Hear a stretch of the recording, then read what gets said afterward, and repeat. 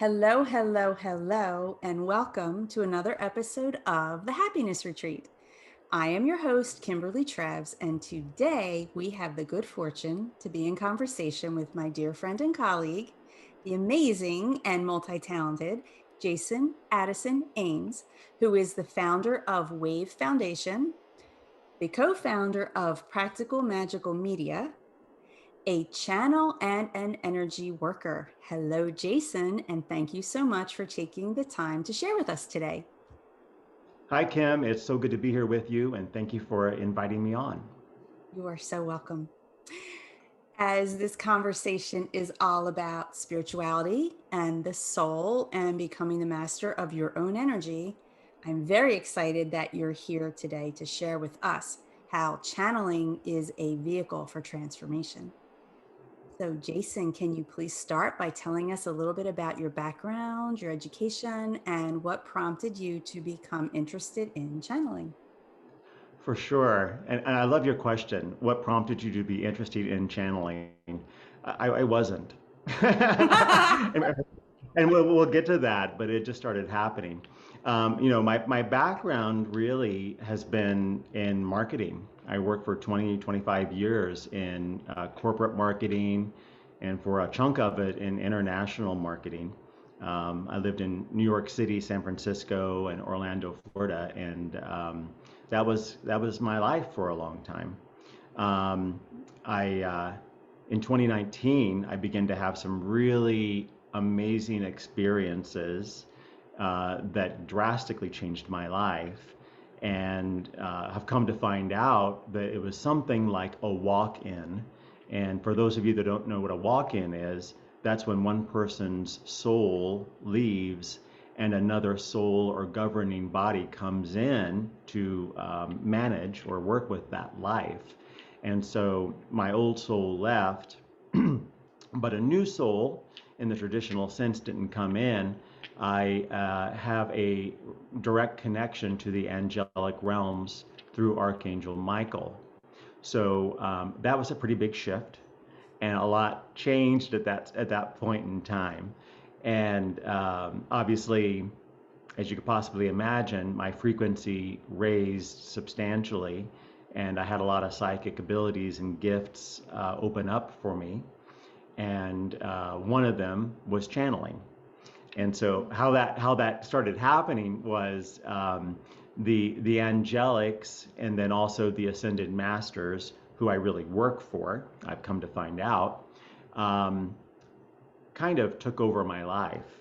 So the guides who I channel, who I'll tell you about in a second, and the ascended masters and the angelics started to live through me, think through me, talk through me, walk through me, move through me, and really guide my life in very intricate ways. So they guided me to get a subscription to Gaia television, which I'm sure many of your viewers know. And at first, I thought the programming was kind of kooky. Honestly, I thought it was kind of weird, and I shied away from it. But they kept saying, come on, get a subscription. It's going to be good for you." So I finally got one, and kind of dibble dabbled and watching some different things, and they led me to a series on Gaia called Interviews with EDs, and EDs stands for extra dimensionals. And so the host of the program, his name is Ruben Langdon, goes around and interviews people who channel kind of all over the world. Some of them in Sedona, which is where I live now. And again, I thought it was strange and kind of bizarre, and also it honestly kind of scared me at that point in time. But I watched it anyway, and then suddenly I was kind of watching a number of episodes together. Between episodes, I started to channel. And so it just started happening. I didn't ask for it. I really didn't expect it. And it was Metatron who first started to speak through me. And that was the beginning of kind of what I do now.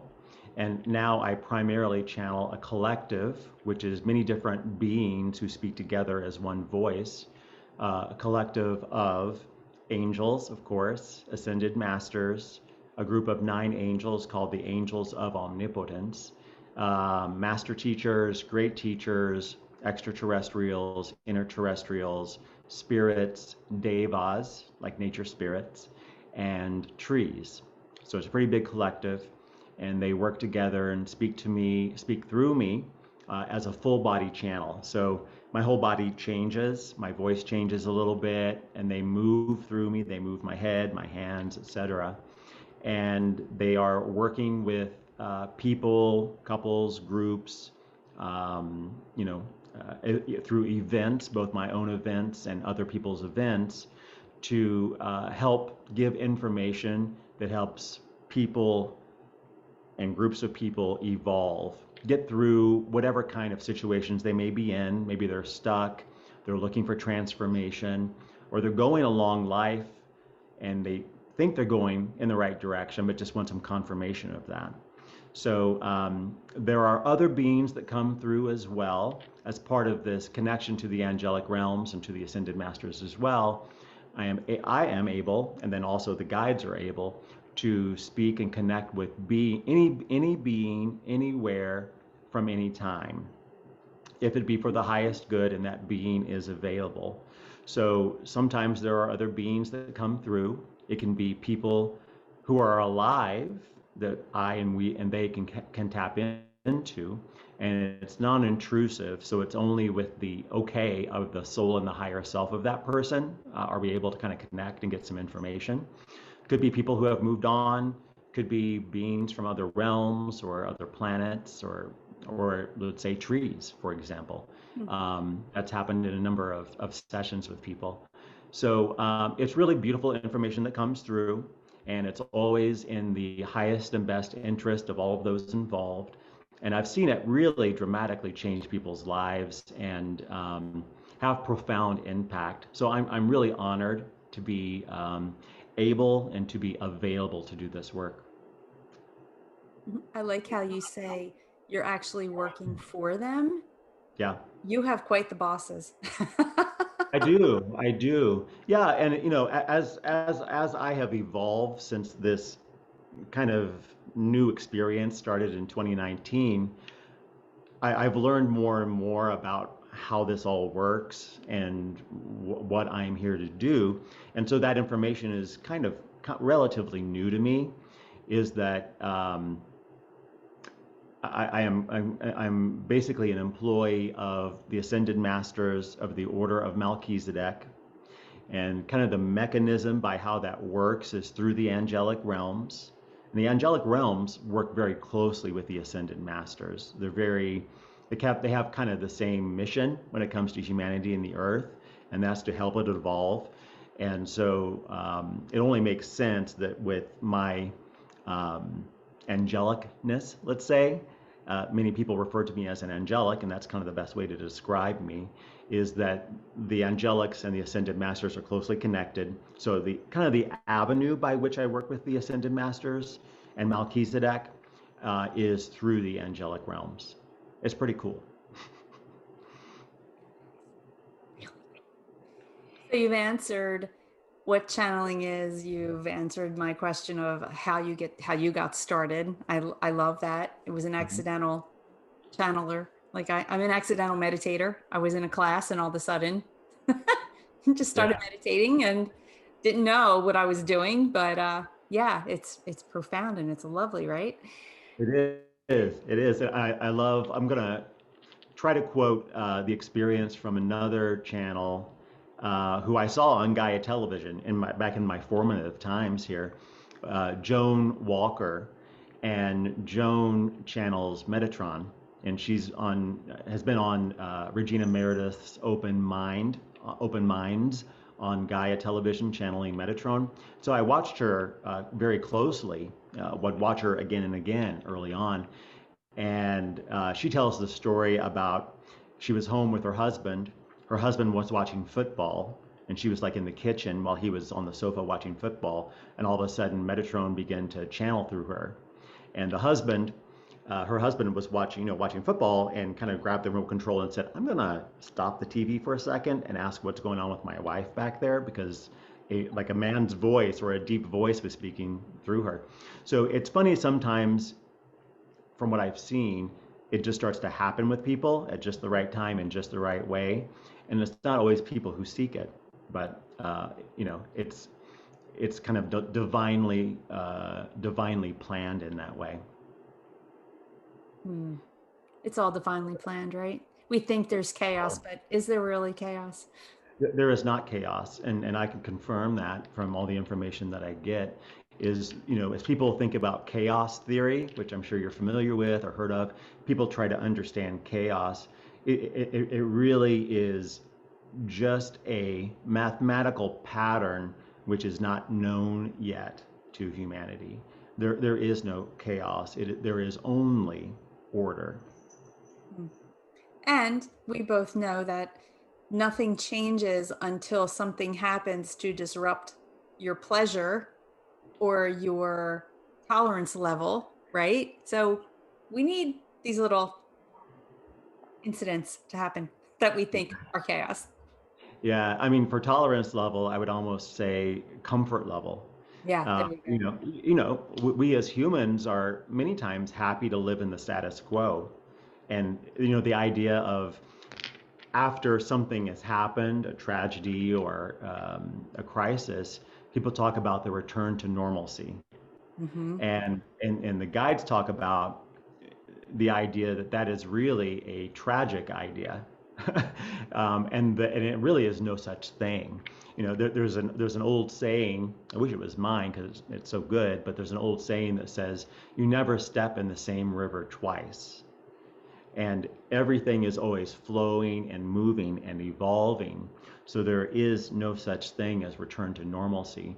And the idea that humans have many times about returning to normalcy or staying in normalcy is something that is, again, tragic, because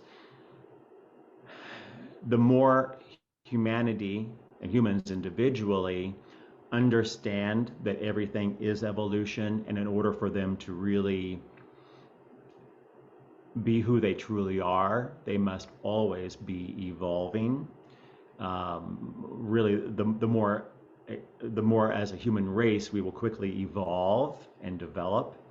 Hmm. So, if you ever think about returning to normalcy, try not to.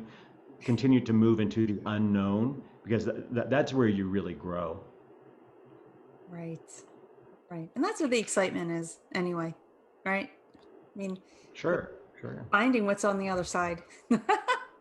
Yeah, I mean that's why people take vacations or travel, is because the same thing over and over again doesn't really get you anywhere ultimately, right? Or that's why people change jobs Hmm. or move, is because they want something different. They're seeking a new experience. So the idea that every day is a new day, the more that we can fully explore that and say, what can be new today? What can I do that is different today than yesterday? How can I eat something different, approach a problem differently, or interact with people differently, interact with my wife or husband or loved ones in a different way? The more truly you and all those around you can evolve. Mm, beautiful. I'm going to let that land for a second. Thank you for that. Sure. Sure. So we know that we, as in you and I know, and you alluded to it, that you have clients who come for channeling sessions. Yeah. So, why do they come for channeling sessions? Oh, by the way, I'm one of the clients. And who and what is actually being channeled? Yeah, great question.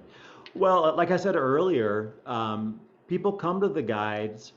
Some of them come because they're interested. I think this idea of channeling has a certain mystery to it for some people. They're really interested in this kind of this idea, because it certainly is different. But the information that comes through is always coming through from a higher plane, a higher frequency, or a higher realm. And so it's information that is certainly not what you get from watching the news or reading the newspaper or anything like that. So people are seeking higher input into their life, and some are curious, but many people truly have looked everywhere else for solutions to whatever they're going through and haven't really gotten what they need. So they're looking for something that is higher minded, let's say, and they get that from the guides. The guides come through, and I mentioned who they are earlier. And in a session with people, the general format is people are invited to bring an intention or intentions for the session and a set of questions. So anything from like 5 to 10 questions. And the guides encourage them to spend some time to think about that. What do I want to get out of this session? What are my questions? And write those down and be as specific as you possibly can with your questions, because the more specific you are with your questions, the more specific answers you get. And then the guides, then I say a prayer of protection and set the intention that all the information that is received is in the highest best interest of all involved, and it is so. So we set that energy setting for the time together, and then the guides come in, and the guides generally start off with a monologue for a while, and they are in awareness always of the participant or participants and what they require. So they start off giving kind of like a foundation for the time together, and then invite the questions that the people have prepared. And then the guides answer their questions. Many times the guides will surprise participants and take them in directions they didn't expect, but that they need. Also, many times the participants, guides, angels, soul, and higher self are in either observance or participation with the session. What that means is they join the collective of the guides and provide their input directly as the guides speak, so that people are really getting customized, bespoke information that's tailored to them, because at one level they're talking to themselves in the session in the higher ways. So it's really beautiful how that works. Generally, I'll say generally, emotions flow.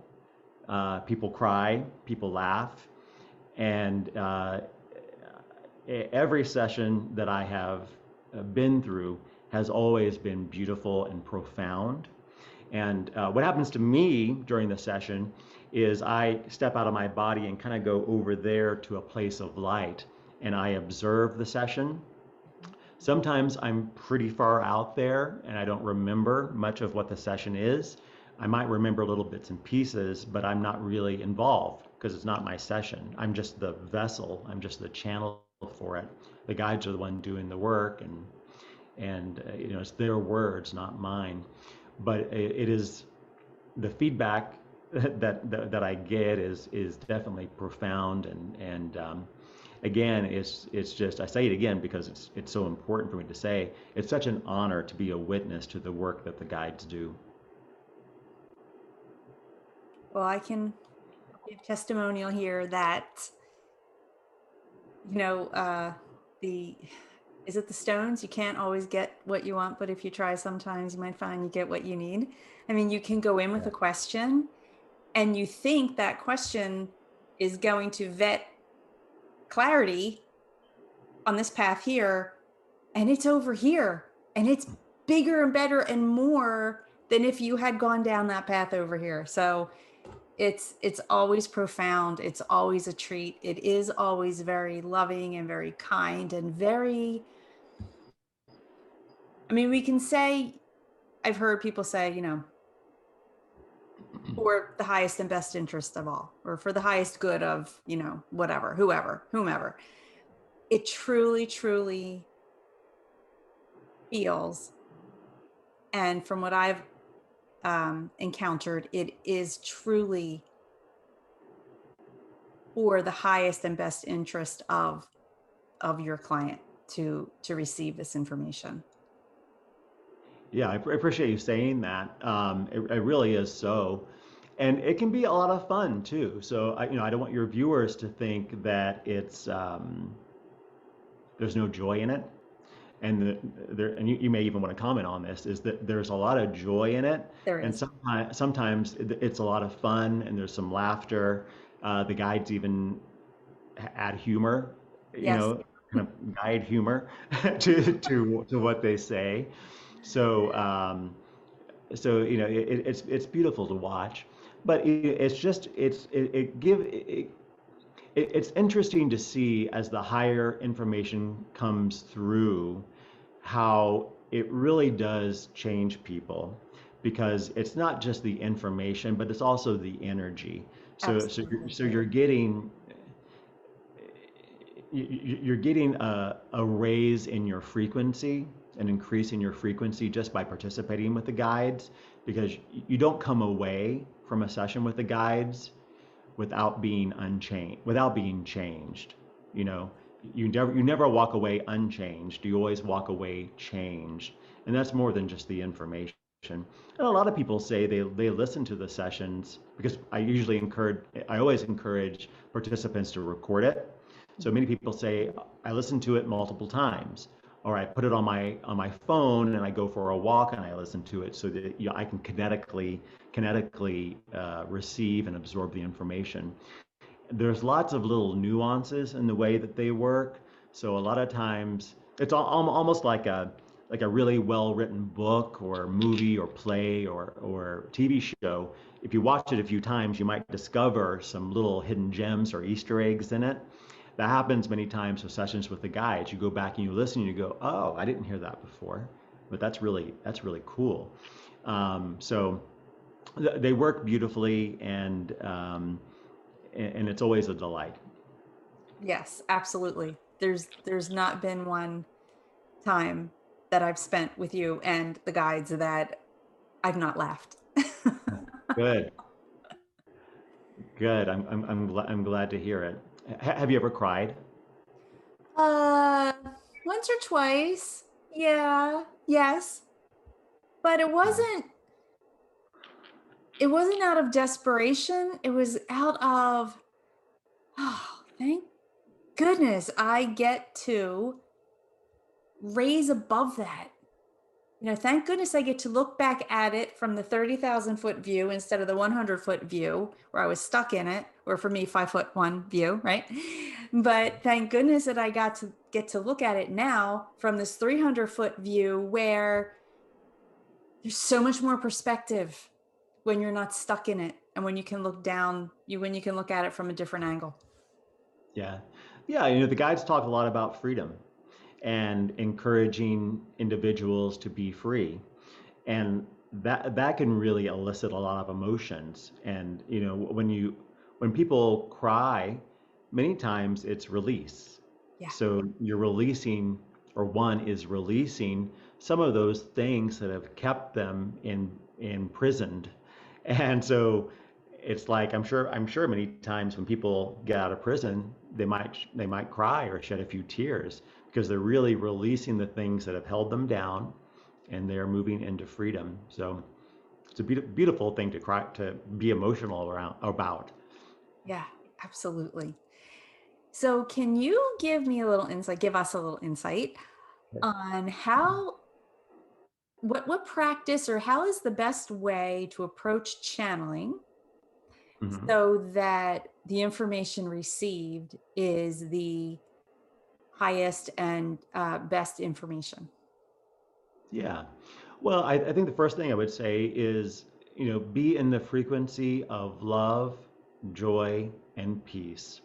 And if you exist in those frequencies, and they are frequencies, if you exist in those frequencies, then there you are assured that you are going to get information that is in resonance with love, joy, and peace.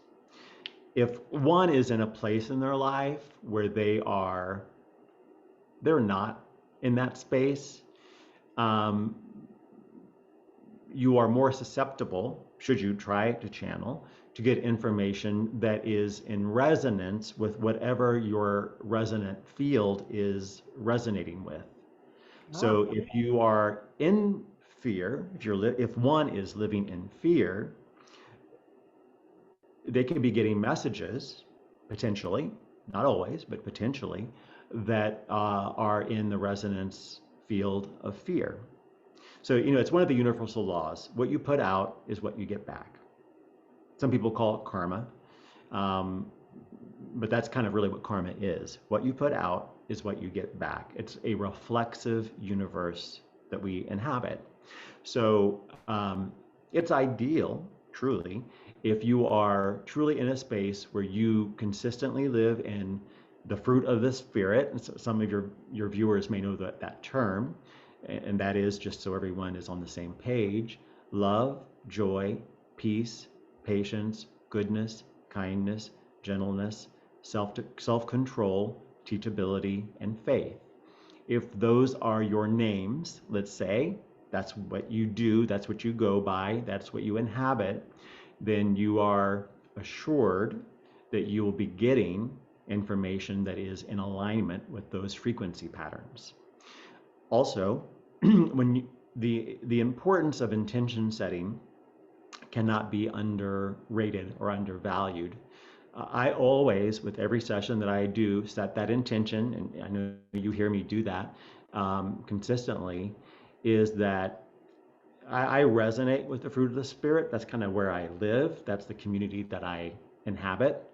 Um, and I always add that in as as a bolster, if you will, for the session, and also to communicate to the participants too, so that they are in awareness that that is the case and claim that it is so. And when you make an intention and speak it into existence and say it is so, you're commanding that to be the way that it is. And humans can do that with really just about anything. And so, I encourage many times to get in the practice of intention setting throughout their life. Every morning, start of every moon cycle, for example, many people make new moon intentions, things like that. These are great practices to get in because you are in responsibility for your life when you do that. So, for those that are interested in channeling, chances are you are already channeling at some level. You hear people many times, like musicians and maybe artists especially, or other kinds of creators, say that they're in the zone, and when they create something, they're not really sure where the information came from or where the art came from. It just flowed through them. It sounds like channeling, right? It sure is, does. because that's where true inspiration comes from, is from the higher dimensional realms. So it's almost like the individual is reaching up and pulling back information and bringing it into this realm. And that's really what's happening. So channeling, while some people may think it's an oddity or a novelty, it's something that is an everyday practice for just about everybody in some way, shape, or form. So, and the guides talk a lot about the democratization of these kinds of things and the democratization of psychic abilities or skills, clairvoyance, clairsentience, these kinds of things. It is not meant for the few or the one, but it really is the birthright of all humans. It's only the idea that you are not able to do these things that would keep one from doing these kinds of things. So, when you think about it, it's just an idea that's blocking me. It makes it seem a lot less rigid than if you think about like a wall that's blocking you or something like that. It is not solid, it's just an idea. So if one is able to move beyond the idea that they are limited in whatever way it may be, then they can move into the unlimited. And that's really where we're meant to be, because that's who and what we truly are. So again, those that are interested in channeling, kind of like I do and others do, it certainly is possible. And a third thing I would say is start with connecting with your own guides, angels, higher self, and soul. And one can do that by simply inviting that and welcoming that in. You can say to your angels, guide, soul, or higher self, all of them, or if you want to pick one, if you feel like a resonance with your angels, you can say that. You can say, angels, and the law of three truly works. Angels, angels, angels, I welcome you and invite you into my life. I ask you to speak through me, talk through me, think through me, speak to me, let me hear you, and I thank you for it. And if you don't hear it right away or don't sense that right away, which many of your viewers will, keep at it and keep being open and keep being available to listening. And that's one of the first things that I heard when all of this happened to me, and I began to hear, have my telepathic skills activated or allow them to activate. Is one of the first words I heard was listen. And I'll never forget that, because the way it was said to me was so profound, really. Listen. And that was it. It was just that one word. And I was like, where'd that come from? But it sounded important. So I listened. And then I kept listening. And then the more I listened, the more I heard. And it just kind of snowballed from there. So that would be my perspective on that, Kim. Mm, I love that. I mean, you know, I'm a recovering Catholic, and we were taught, A, we're born with original sin, and B, we don't have a direct connection to anything, Hmm. because we're born with original sin, we don't really even have direct connection to our soul, and because of blah, blah, and, blah, blah. So the concept of channeling for some people almost seems like blasphemy, not even, oh, that's just hippie talk or whatever, but it almost seems like, oh, that I don't know if I should be playing in that realm, right? Yeah, I understand that. So, as many viewers probably understand or recognize, is there are certain organizations throughout the history of humanity that have worked to take away or limit the power and authority that each individual or each being has. And so this construct that said you have no power or ability to connect with God or your angels or any other kind of being, you must work through us. As I say that, people are going, oh, well, that's an obvious control mechanism, right? Because if a group or entity holds that kind of power and takes it away from people, it's just information, right? They just said to people, and people believed it, you can't do that, or it's bad or scary or whatever it may be. You must work through us. So that's just information and knowledge that was given, just ideas that limit, that was used to control. And so it is really every being's birthright and ability to do that. And in fact, it is a necessity for people to do that. So what you're seeing, or what's happening now in the world, is those archetypal structures that have limited, uh, humans from doing that. It's breaking down, and so you see the democratization, the return to the populace of these kinds of abilities everywhere.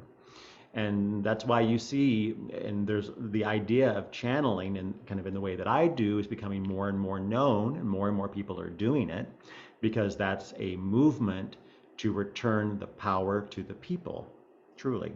So, yeah, so if you feel from various religious teachings that you are limited in this way, I would encourage whoever's feeling that way to move beyond that, try to move beyond that, and allow yourself to be in your knowledge of yourself as the divine creator, manifest in form, living life through your storyline. And as you begin to accept that idea, truly the world before you, the nature of the world changes before your eyes, and you are more in touch with the true self, and the true self is the divine self. And with that, you have a new view. You know, behold, all things become new to you, and you're able to connect with beings of all sorts. There are many different beings that create our creation that we live in, and that help us on our way. So the more that you are aware of that and are able to listen and connect with all those beings, the more rich, and I'll say the word again because it's true, profound one's life becomes. Yeah, absolutely. Thank you for that explanation because, Sure. there's always a reason why information doesn't land, right? And I think that was one of the big ones why some of this information may not land is the teachings. So thank you for that. Sure, sure. My pleasure. So Jason, we've talked a little bit about well, we've talked a lot about your channeling sessions, but I don't think we've really touched upon how you present these sessions. So, can you give us a little bit of information on how you support you have support platforms and programs that you offer to your tribe? Sure, sure. So, I work with people in person in Sedona, should a person either live or visit Sedona. I work remotely with people. And I also offer energy work as well. And so, again, back to this idea, I'm a channel. It doesn't only mean as a voice channel or or let's say voice channel, is that I am able to channel energies through me. So it started with Reiki, which is, many people are familiar with Reiki. It's an energy healing modality. So I am a Reiki Master, also Karuna Ki Reiki, I'm trained in as well, quantum Reiki. I also practice angelic healing. So I channel angelic energies through me to people that I work with. Also frequency healing and Enochian healing. And Enochian healing goes back to Dr. John Dee and Edward Kelly, who in the 1500s created a new way of working with angels during that time, and even channeled truly a language that is known as angelic, an angelic language that is an amazing language, the language of the angels. And so there are energies that come associated with that called Enochian healing, and I channel that as well. So I also have events, host events, either online or in-person events, where I will either speak or speak and channel as well for groups and during these events. And and also I go and participate in other people's events. So for example, I just returned from the Minneapolis, Minnesota area where I was participating in one of my dearest friends, Suzanne Worthley, in an event that she holds on a regular basis up there. She graciously invited me to participate and channel at her event and speak a little bit to their group. And so, I was honored to participate in that. So I do that with other people as well. I also will go into either people's homes, people's offices, or spaces. It could be churches or hotels or public spaces, and work to clear the space of any energies which may not serve the highest good, and then also invite angelic protection into that space, and work to change the vibration of that space. And so that's something I really enjoy. And there's a in Practical Magical Media, which you mentioned earlier.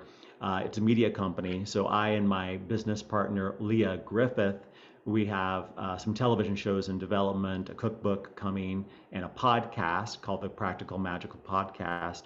And one of the TV shows that we have in development is called Harmonizing Spaces.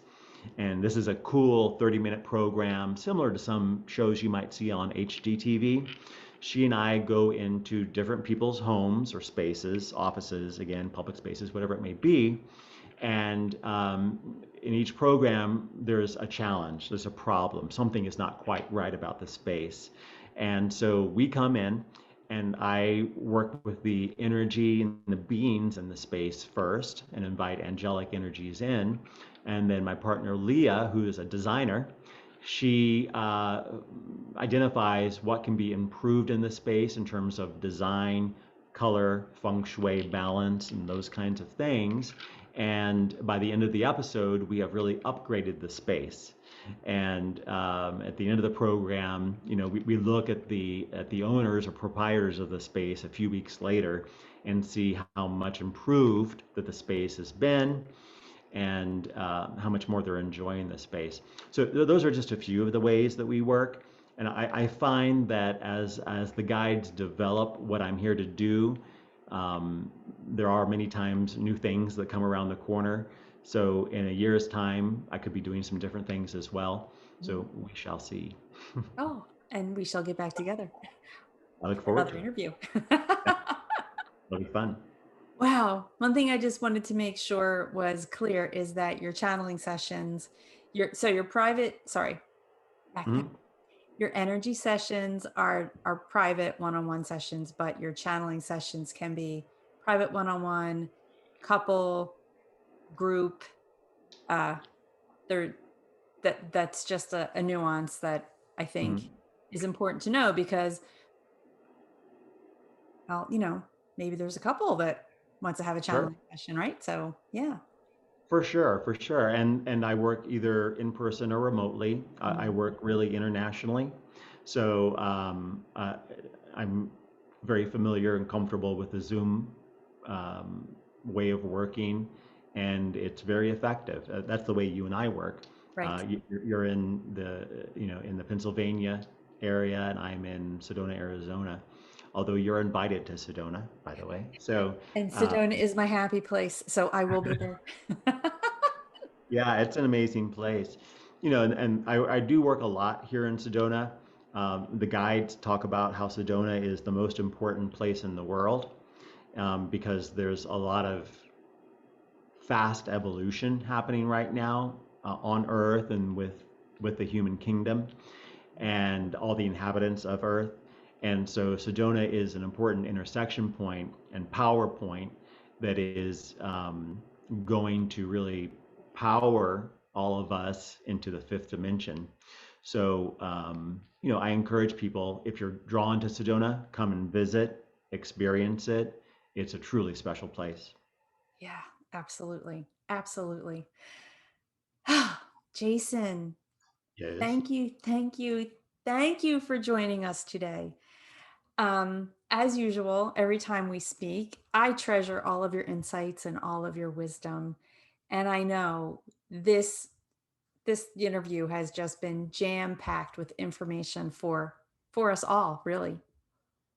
Well, I appreciate that, and I'm so happy to. I'm going to talk about you for a minute, if that's okay. Sure. I'm so happy to see all the work that you're doing, because it's beautiful work, and you really are making an impact on the world. And it's funny, especially kind of in as I look back on the history of my life, I've heard some people say my intention is to change the world. And sometimes other people, when they hear people saying that, they think it's baloney. Right. Yeah, sure, you're going to change the world.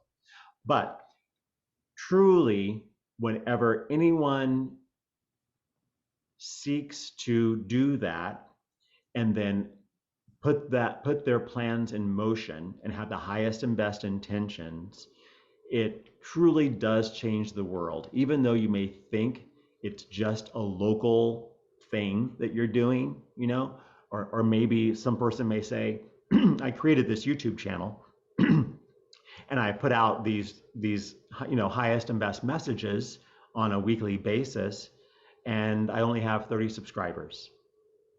That's great. It doesn't matter really. It is that 30 subscribers has a ripple effect throughout existence and truly does change the world. So I encourage all of those who are listening, change the world. Do what you can to change the world. It may seem small, it may be big, but at whatever level it is, it truly has. I'm going to say this, and I mean this. It truly has impact across all creation because we are all connected, and truly we are all one. So every little thing that you do, even if it's your thought patterns, let's say you change your thought patterns from being negative and pessimistic to being positive and bright. Even by changing your thought patterns, you're changing the world. So think big, and allow yourself to be the most beautiful being that you possibly can. Oh, that was a beautiful, beautiful message for all of us. Thank you for that. Ah, I always feel so good when I talk to you. Okay. Thank you. I do too. I feel good talking to you too. And really, thank you for having me on. And I appreciate your time and your attention. Absolutely. And I do yours as well. And for everyone who was lucky enough to catch this episode of the Happiness Retreat, we thank you for joining us in this episode. We hope you have gotten some inspiration, some motivation, some guidance, and some clarity in your connection with your soul and in becoming the master of your own energy. Jason, one more time, thank you, thank you, thank you. You're welcome, Kim, and thank you for having me on. You're so welcome. And for everyone else, until next time.